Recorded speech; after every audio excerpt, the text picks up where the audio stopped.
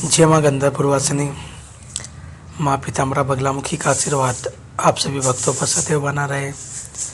भक्तजनों, जीवन में आप किसी भी प्रकार की समस्याओं से परेशान हैं और आप उससे समाधान पाना चाहते हैं तो आप माँ पीताम्बरा बगलामुखी की दीक्षा लेकर के स्वयं साधक बने एवं अपनी साधनाओं के माध्यम से जीवन में आने वाली समस्याओं को दूर करने का प्रयास करें।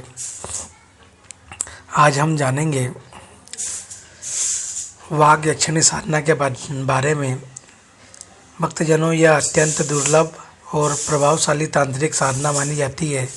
यह साधना वाणी सिद्धि, अभिव्यक्ति की शक्ति, वाणी में आकर्षण, वाक सिद्धि और वाणी द्वारा कार्य सिद्धि के लिए की जाती है। इसे साधना करने वाला व्यक्ति जब बोलता है तो उसकी वाणी में दिव्य प्रभाव, सम्मोहन और सत्य सिद्धि की शक्ति उत्पन्न होती है। यह यक्षिणी देवी सरस्वती का ही एक तांत्रिक रूप मानी जाती है। यह साधक को ऐसी वाणी सिद्धि प्रदान करती है कि उसका कहा हुआ असत्य नहीं होता है। वह जिस विषय पर बोले उसमें प्रभाव और आकर्षण स्वतः ही आ जाता है। वाक यक्षिणी का सिर्फ एक ही उद्देश्य होता है, वाणी में तेज, आकर्षण और साधक का प्रभाव बढ़ाना। न्याय, वाद विवाद, राजनीति, शिक्षा, व्यापार और अध्यात्म में सफलता दिलाना। वाणी द्वारा दूसरों को प्रभावित करना, किसी कार्य को मंत्र वाक्य से सिद्ध करना।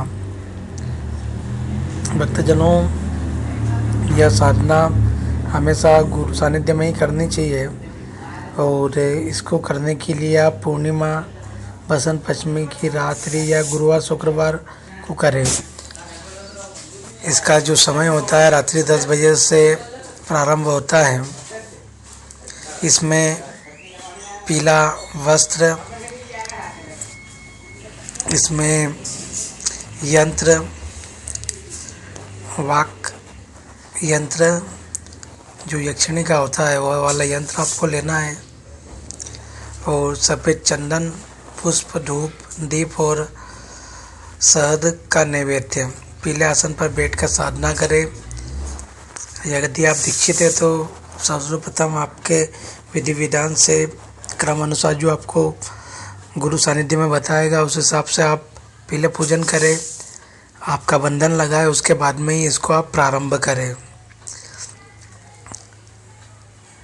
माँ का जो मंत्र है वो बड़ा दिव्य है और इसको सार्वजनिक नहीं किया जाता है, सिर्फ जिसको ये साधना करनी है उसको ही प्रदान किया जाता है। इसको अगर आप 108, 1008 या 5000 जब प्रतिदिन लगातार 11 दिन तक साधना करते हैं तो इसका प्रभाव आपके जीवन में आरंभ होता है। साधना के अंत में सरस्वती आरती और गुरु का ध्यान करें। यदि आप साधना करते हैं तो वाणी में दिव्य तेज और सत्यता आती है, बोली हुई बात साकार होने लगती है।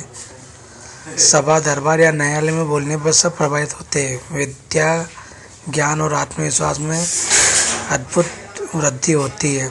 इस साधना को केवल शुद्ध मन, गुरु दीक्षा या अनुमति के साथ करें। वाणी का प्रयोग किसी को छलने या भ्रमित करने में न करें वरना फल नष्ट हो सकता है। साधना के समय ब्रह्मचर्य का पालन करें, सात्विक भोजन व सत्य वाणी रखें। इसमें विशेष रूप से आपको वाग यक्षिणी यंत्र का ही प्रयोग करना है, इस बात का विशेष ध्यान रखें। बगलामुखी साधना से संबंधित किसी भी प्रकार की सहायता हेतु आप माँ के दिव्य दरबार में संपर्क करें। जय माँ बगलामुखी, जय श्री महाकाल।